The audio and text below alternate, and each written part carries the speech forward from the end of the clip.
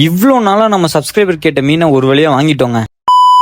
Welcome to day 27 of நான் கப்பி form உருவாக்க போகிறேன். இன்னைக்கு நமக்கு என்ன பார்சல் வந்திருக்குன்னு பார்த்தீங்கன்னா, வழக்கம் போல் மீன் தான் வந்திருக்கு. ஆனால் அதில் ஒரு ஸ்பெஷலான ஒரு ஐட்டம் இருக்குது. என்னடா ஸ்பெஷல்னு சொல்கிறேன்னு பார்க்குறீங்களா? அதை நான் வீட்டுக்கு போயிட்டு கண்டிப்பாக சொல்கிறேன். சரி, அவங்களுக்கு செட் பண்ணுறதுக்கு டப் இல்லைன்னு சொல்லிட்டு அண்ணன்ட்ட வந்து ஒரு 2 டப்பு வாங்கிட்டு வந்துட்டோம். வாங்கி அதை வீட்டுக்கு கொண்டு வந்து வச்சுட்டு அதுக்கப்புறம் அவங்கள ஃபர்ஸ்ட் அன்பாக்ஸ் பண்ணலாம்னு சொல்லிட்டு பேக்கேஜிங்லாம் செம்ம நீட்டாக பண்ணியிருந்தாங்க. இது யார் நமக்கு அனுப்பியிருந்தாங்கன்றதுதான் முக்கியமான விஷயமே இருக்குது. லிட்டில் அக்வேரியம் அப்படின்ற பேஜ்லேருந்து தான் நமக்கு இந்த ஃபிஷஸ் வந்திருக்கு. அவர் நம்ம ஃப்ரெண்டு தான். அவங்க வந்து ரொம்ப நாள் இந்த ஃபீல்ட்ல இருந்து கப்பீஸ் அப்புறம் பீட்டாஸ் எல்லாமே இம்போர்ட்டடும் நார்மலும் எல்லாமே சேல் பண்ணிட்டு இருக்காங்க. உங்களுக்கு தரமான பீட்டா தரமான கப்பி வந்து நல்ல கலெக்ஷன்ல நல்ல குவாலிட்டியில வேணும் அப்படின்னா கண்டிப்பா இவங்களை கான்டாக்ட் பண்ணுங்க. இவங்களை எப்படி கான்டாக்ட் பண்றதுன்னா, இவங்களோட வாட்ஸ்அப் நம்பர் அப்புறம் குரூப் லிங்க் எல்லாமே டிஸ்கிரிப்ஷன்ல கொடுக்குறேன். அப்புறம் அவங்க யூடியூப் சேனல் வச்சிருக்காங்க. அந்த சேனலோட லிங்க்கும் நான் டிஸ்கிரிப்ஷன்ல தரேன். நம்ம சப்ஸ்கிரைபர்ஸ் எல்லாருமே போய் தரமா ஒரு சப்ஸ்கிரைப் பண்ணி ஒரு சப்போர்ட்டை கொடுத்துருங்க. ஏன்னா நம்மள ஒருத்தருக்கு நம்ம தான் சப்ஸ்கிரைப் பண்ணி சப்போர்ட் பண்ணணும். அதே மாதிரி அவர் ஹோல்சேலா கப்பீஸ் எடுத்துக்கிட்டு இருக்காரு. இப்போ உங்கள்கிட்ட நிறைய கப்பி இருக்கு, அதை சேல் பண்ணணும் அப்படின்னா அவர்கிட்ட கேளுங்க. அவர் ஹோல்சேல் பிரைஸ்ல எல்லாத்தையும் நல்ல பிரைஸ்ல உங்கள்ட்ட கண்டிப்பா எடுத்துப்பாரு. அப்புறம் ஒரு வழியா பார்சல் ஓபன் பண்ணி உள்ள என்ன இருக்குன்னு பார்த்தா